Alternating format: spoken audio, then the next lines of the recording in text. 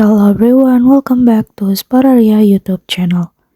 Okay guys, so in this video I would like to share you a tutorial on how to activate fingerprint on Poco C65. And yeah, so we need to know guys that fingerprint are very important for the security of our cell phone.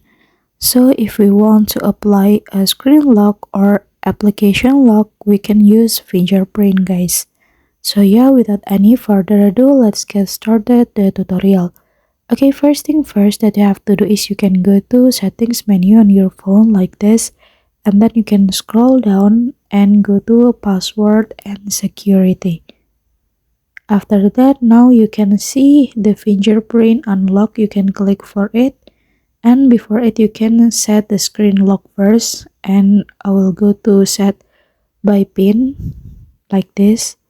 And yeah, I will make my pin first and then click next. So yeah, now we can add our fingerprint by tapping on the sensor like this until finish guys. And when you're done, you can click done and the fingerprint has been activated. So now let's we try together, and I will turn off the phone first like this. And so yeah, the fingerprint is work guys. Okay guys, so yeah, this is the tutorial on how to activate fingerprint on Poco C65, and thank you so much for watching.